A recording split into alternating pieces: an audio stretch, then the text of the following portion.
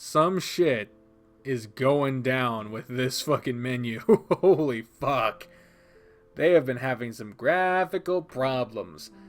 Hello everyone, my name is Deckerlink, the trained unprofessional, and welcome back to Echo. On the last episode, we finished up the good ending of Leo's route. Now we are 2 routes down of 5. We only have TJ, Jenna, and Flynn left to go.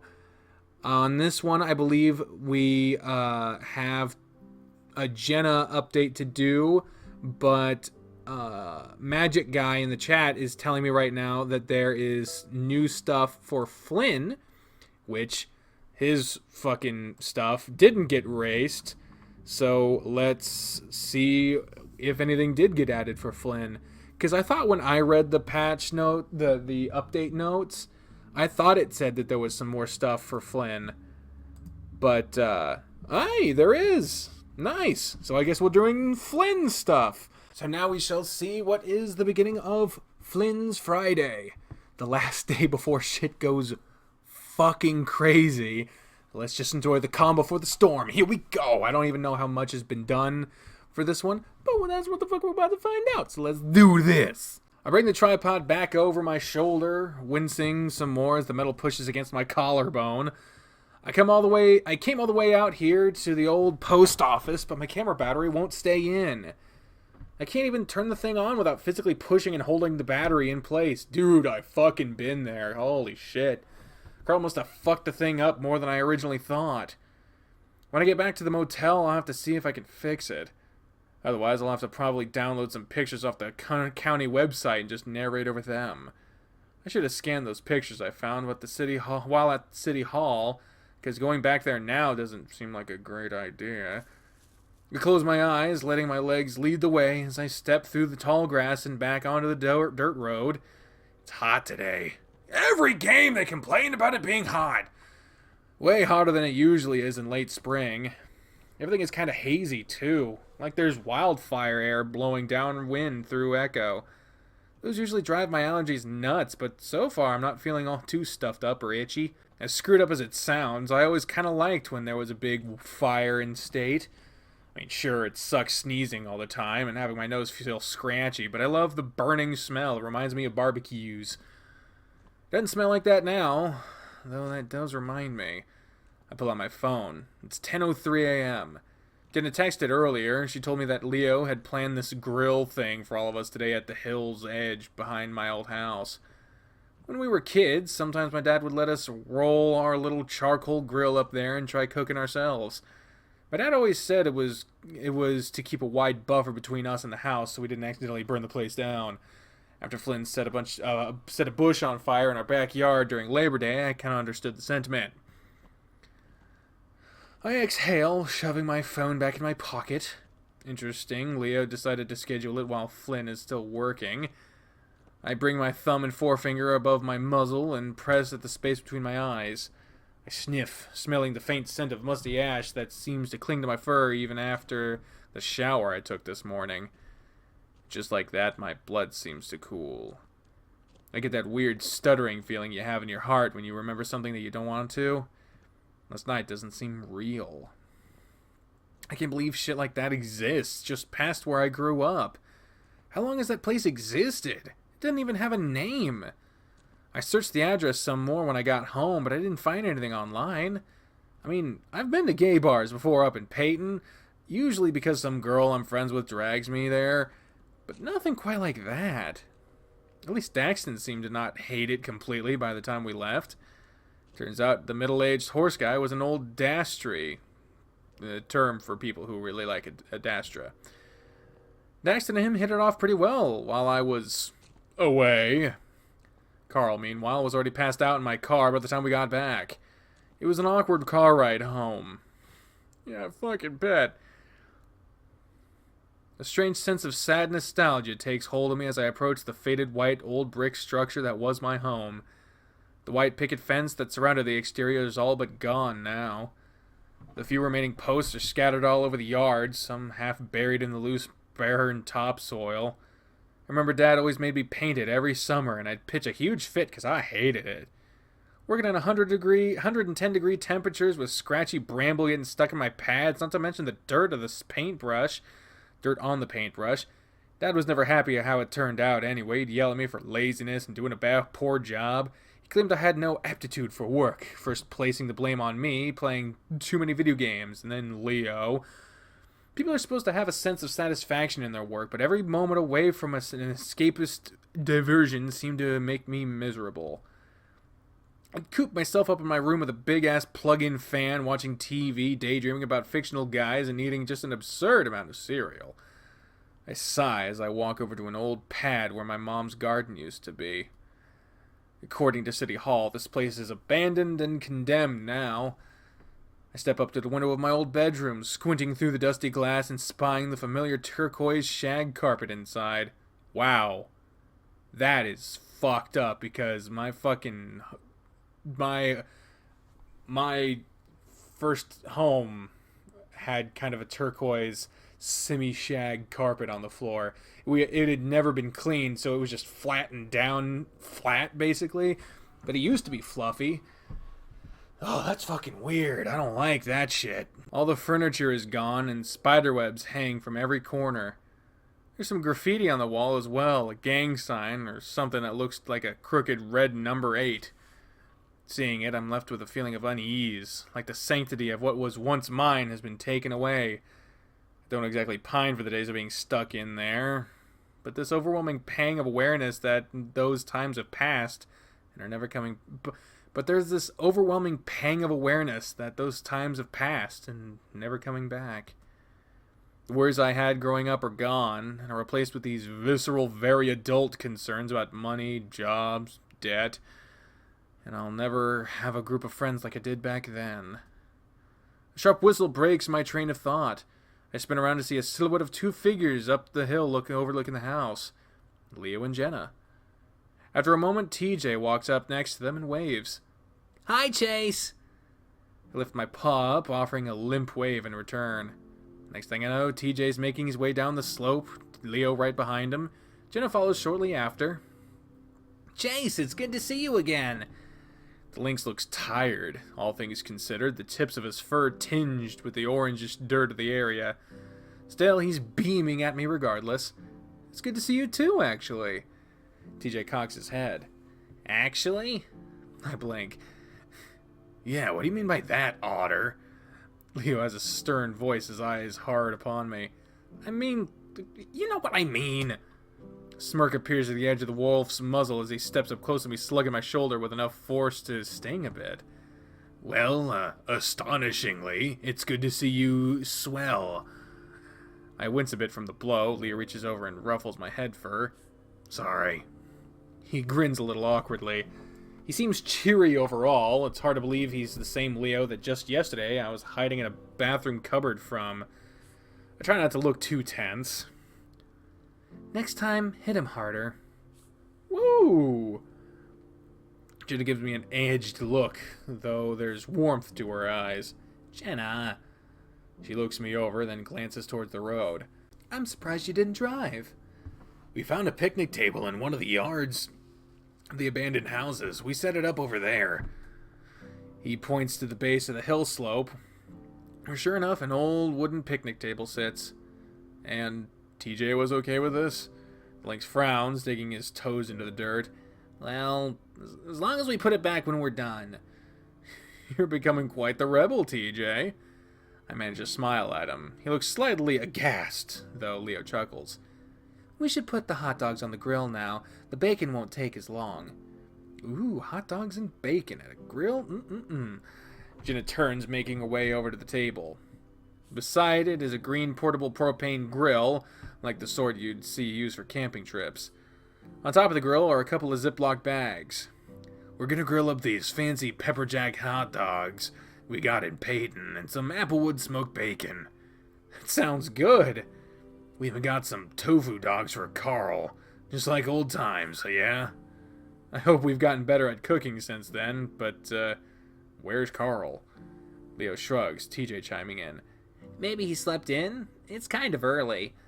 For him, I mean." We make our way over toward Jenna, Leo's tail wags slightly as he walks. I set my gear down and peer at the table. The thing is dirty as hell, probably over a decade of dust and weather etched into the wood and metal. I can't remember what neighbor this belonged to. Over the years there were so many. Usually hippies or retirees seeking to get away from the hustle and bustle of urban and even suburban living. Most became rather disillusioned with the idea of Echo being some lovely desert escape after about a month of living here, though. I glance up at Leo. He looks back at me. He's taking the hot dogs out of the packaging and getting them set up on the grill. The wolf doesn't say anything, and neither do I. He keeps making the same faintly awkward smile whenever I look at him too long. TJ and Jenna have sat down at the table and are digging through the weathered backpack. Jenna takes out some paper plates, setting out a small stack and weighing them down with a rock so they don't blow away. That seems kinda unhygienic. Don't worry, we won't eat off that one. She looks up and over at me. We'll just give it to Chase. Jesus. TJ frowns and shakes his head. I sigh, furrowing my brow some. Look, I'm sorry I haven't been around much this whole trip. I kinda regret it too. Really? The Fennec responds with a tone of feigned surprise, though when we lock eyes she seems to waver some. She crosses her arms over her tank-top chest, looking down and then back up again. It's okay. It's been an interesting few days for us. I raise a brow inquisitively. Yeah? Same here. Jenna smiles some in an apologetic fashion, and I move to sit next to her. TJ reaches into the bag and holds up a few bottles and condiments to me. We got jalapeno ketchup, relish, spicy mustard, and a baggie of chopped onions. Sounds delicious, TJ. Yes, I know it's a spice overload, but it was to appease Leo's iron palate. Hearing his name, Leo waves at us. You know, I read on an article once that people who like spicy foods have masochistic tendencies. Yeah, well, don't know if I would use that to describe Leo at all. What, fucking really? Jesus tits. Jenna rolls her eyes, glancing at Leo, then back to me. Only you could confirm that in Leo's case. As for the article, yes, I've heard that before. It's pop psychology based off survey statistics. What about me? One of Leo's ears flicks to the point in our direction. Chase is just telling us about your masochistic tendencies. Leo stops what he's doing, looking at us with slightly widened eyes. My what? Oh, God. I cover my face with my paw. I wouldn't say I'm into that. You shouldn't be talking about people behind their back, Chula. He says this teasingly, stretching out some aluminum foil on the grill and placing the strips of bacon on it. Someone should have told you that earlier. You've been talking about Chase nonstop this week. Leo stiffens some, then tries to laugh it off. What? I was just worried about it, I mean. He looks to me. With Flynn being all unstable and shit. Leo flinches at the swearing. TJ flinches at the staring. TJ flinches at the swearing. Fucking Christ. I'm surprised the Lynx was unperturbed during the masochism talk. Maybe he doesn't know what that is. I rub my arms apprehensively, peering at Jenna. What sort of stuff was he saying about me? Jenna looks in that wry way she does when she finds herself in a position of advantage over Leo. Leo looks at her anxious. Nothing bad, Otter. I bet my neck. Oh, fuck. I bet my neck. Maybe it's best if you two find some time to talk alone today. The Fennec looks at Leo as if having delivered an act of supreme mercy. Leo, in turn, looks grateful, keenly aware he has become indebted by the act. Right. We were planning on that anyway, I think. Jenna just nods. Good. Y'all need to stop distracting the cook here. Chase, can you... Past the sizzling of the grill, the claps of hooves on dirt become audible. TJ cranes his neck to peer past Leo, then smiles. Carl! And, oh, hi! There he is! Yo! Hi. I think he had that voice. Carl immediately plops himself down at the table across from me, the ram rubbing his eyes with his fists. Daxton, meanwhile, lingers at the end. His eyes are on me, as if waiting for something. Oh, hey, Daxton. I didn't know you were coming? Carl invited me. I wasn't really doing much else today. I put on a smile, but seeing the two just sort of reminds me of last night. Good to meet you. I'm Jenna. Jenna offers a quick nod. Meanwhile, TJ seems to bolt up, offering a paw to the tall salamander. Hi, I'm TJ. It's good to meet a friend of Carl's. Daxton looks somewhat a little surprised, shaking TJ's paw before looking back at me. He still has that same expectant expression on his face. Daxton, Flynn's roommate, right? Leo strolls up beside him, spatula in grasp. I'm said roommate, yeah. Wait, you look familiar. Leo squints. You the Vespa guy? Daxton looks back towards the road. Yeah, I drive a Vespa. Why? Leo lets out a humored noise, rubbing his brow with his free paw as he grins. You came to my dad's shop about an oil leak in that thing. Daxton blinks in realization. Oh, Alvarez Auto up in... Alvarez Auto up in Peyton? Yeah, I went there.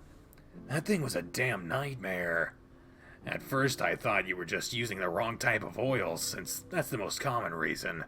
People don't know they've got to use motorcycle oil, which lathers the transmission, gears, valves, and all that. Plus it's less thick. But the thing was still leaking. So next I drained the overflow tube into the airbox and troubleshooted. Took me about 2 hours until I figured out it had to do with the piston rings being worn out. Problem is, your little ride's a damn special overseas import, yeah? There's no place that has the replacement parts that you need for at least 7,000 miles. I inherited from my uncle in the old country. I guess that's why it took so long? Yeah, I can't say I've ever worked on a machine like that prior to you, so thanks for the experience. Like I was saying, my dad owns the place. I'm Leo Alvarez. I didn't know his last name was Alvarez. Jesus. Leo extends out a paw, though with less gusto than TJ. Leo. I see Daxton's gaze flick to me, his lips pulling a bit tighter on his smooth face. He takes the paw, shaking it. He recognizes the name. Leo perks a brow. Judging by the look on your face, you've heard of me? A wee bit. All good, I hope. Leo smiles lopsidedly. Not really, but whatever. Whoa! Wow. Fuck social customs. You're a cunt, and I know it. God damn, Daxton. Holy shit. Oh my god.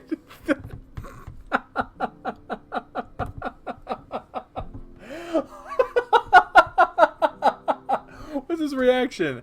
The response elicits a collective irk from most of us. The salamander withdraws his hand and Leo looks a bit gobsmacked. I fucking bet. Oof. God damn. Your roommate's Flynn, so I guess that's to be expected. Daxton shrugs, then moves to sit at the table next to me. Holy shit. Oh, man. I'm sorry, that was fucking hilarious. All good, I hope. No.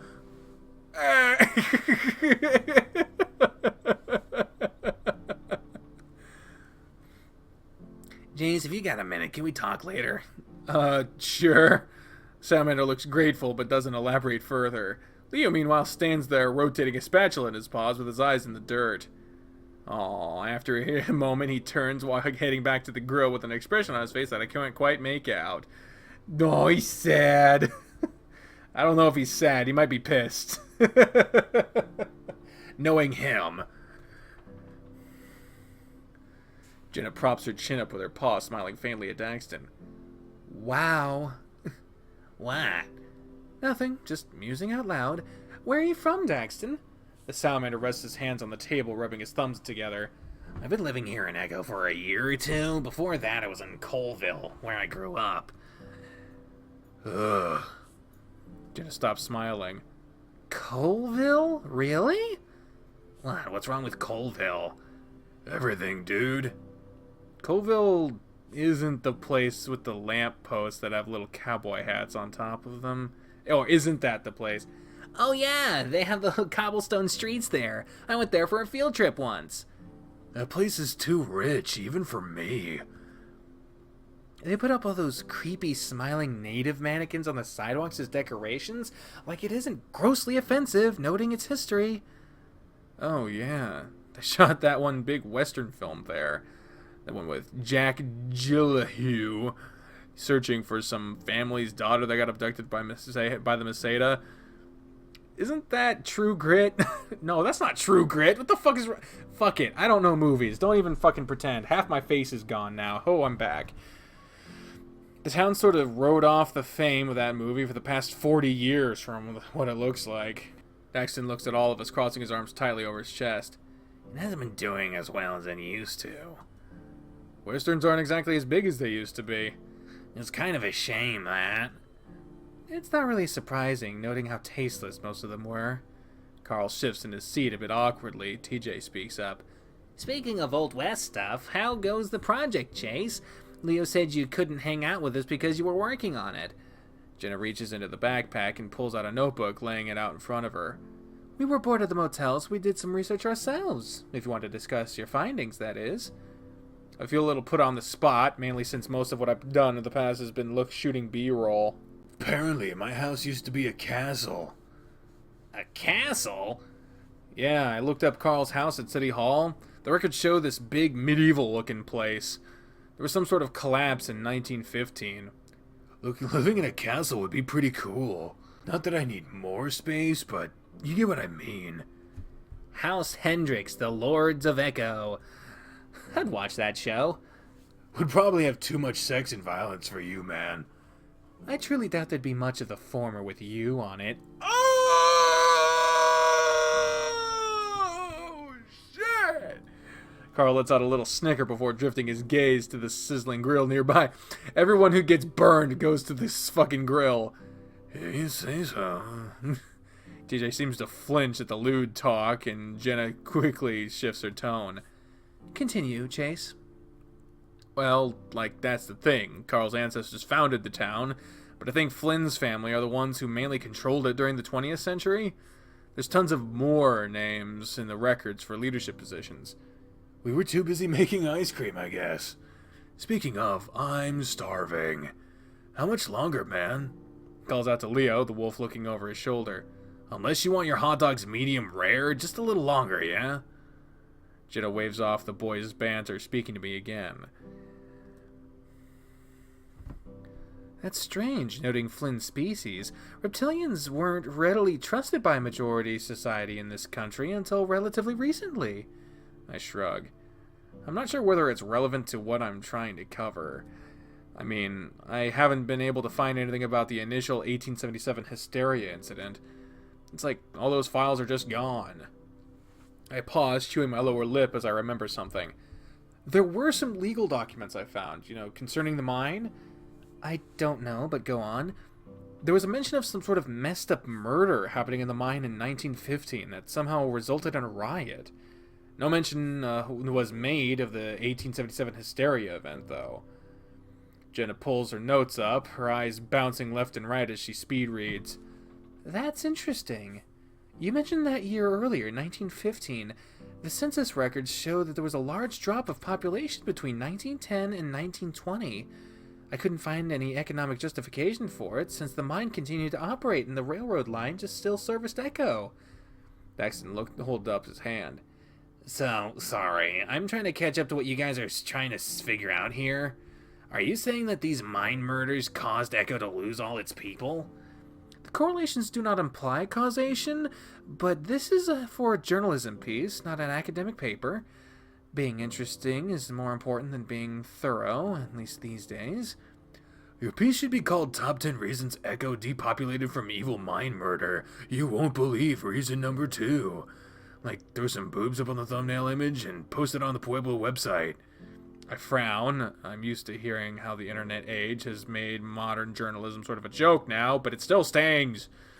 This isn't for the website or anything. This is just a class project. Then it matters even less, dude. You're not even getting paid. Hell, you're paying them thousands. They should give you some slack.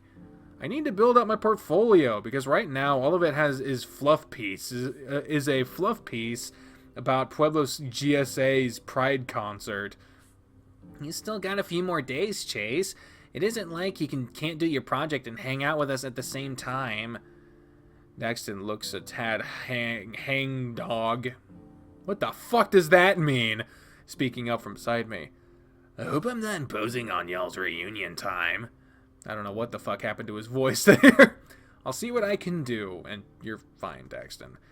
The thought strikes me that tomorrow's the day Flynn plans to question TJ. I don't think anyone will be in much of a hanging out mood after that. Maybe I should warn him. After yesterday, I don't know if I should give a damn what Flynn wants. But maybe that's too harsh. Maybe I just don't want to think about him right now. I hear the sound of heavy steps on soil, and the wafting smell of cooked meat fills my nose. Glancing up, Leo's standing over me. He holds out a pair of tongs and a plate of bacon and hot dogs. Buns and booze are in the cooler. As if rehearsed, Jenna picks up a small plastic cooler from beside the table. She rips open the packaging and distributes the buns accordingly. Is it just alcohol in there? TJ sounds disappointed. I got you some juice pouches, Tej. Don't you worry. Yay, thank you. He smiles appreciatively. Daxton seems to peer curiously at the links before taking a hot dog for himself. Leo looks a bit reluctant towards Daxton. You guys, eat meat? Daxton's already absolutely covering his hot dog with ketchup. By you guys, you mean salamanders? Leo nods. We get a bun and begin to assemble my hot dog, wrapping it in bacon. Yep, we eat meat. My grandpa used to say that you should never trust somebody who doesn't. Carl looks up. Except for Carl. He's cool and trustworthy as all hell. The ram tries to force a tofu dog into his maw and hide the big smile forming on his muzzle. Jenna looks at them curiously, waiting for TJ to finish placing relish on his cut-up, bunless hot dog. Fucking hell. Carl swallows, speaking up finally. I guess, your grandpa's at least half-wise, dudeman. Daxton shakes his head. Nah, not really. He was a major speciesist and hated Jews. Wow! TJ chokes on his juice a little, and Jenna pats his back a few times. Whose grandpas didn't? TJ stares at them, furrow-browed and wide-eyed. Mine! Boys? Jenna gives us a look, speaking in the same old maternal tone she's used since she was 10. I merely shake my head. Leo comes around and sits at the remaining spot at the end of the table. Chase. I look up, quickly finishing my bite of bacon. That's my name? I was gonna ask you earlier. I got my speaker set hooked onto my playlist on my phone. Pick us some music, would you? Pick us out some music, will you? He gestures to a pill pod looking thing with his phone sticking out of near the grill. Any guidelines? Stay out of the sample music folder. He smirks. What a callback. I rise up to my feet and head over to our speaker. I pick it up and squint at the phone screen. The overhead sun casts quite a glare. There's a few playlists on here. Which one should I pick? Alright, what should we pick? Hip Hop and Chill Mix, Cruisin' Angel Rock EP, or Pop Summer Jams Club Beach playlist? I would probably pick the Hip Hop and Chill Mix, because if that's anything like R&B soul style, I fucking love that shit. So, it has been decided we shall pick the Hip Hop and Chill Mix. Huh. Kinda groovy. Oh, this is the shit. Chase must have picked a playlist labeled Seduction. How do you dance to this kind of music? TJ just looks sort of perplexed. However you want to, man. Daxton makes his way over to me, handing me a spare hard lemonade. I give Daxton a grateful nod, hitting the bottle top against the edge of the grill to get the cap off. Unfortunately, the top just shatters, splaying shattered glass on the ground. Christ! Daxton just laughs, taking a swig of his own drink. Well, I suppose with that little gesture, it's dancing time. Jenna stands up as well. I'm not sure if this is her type of music, but she begins swaying to the beat regardless.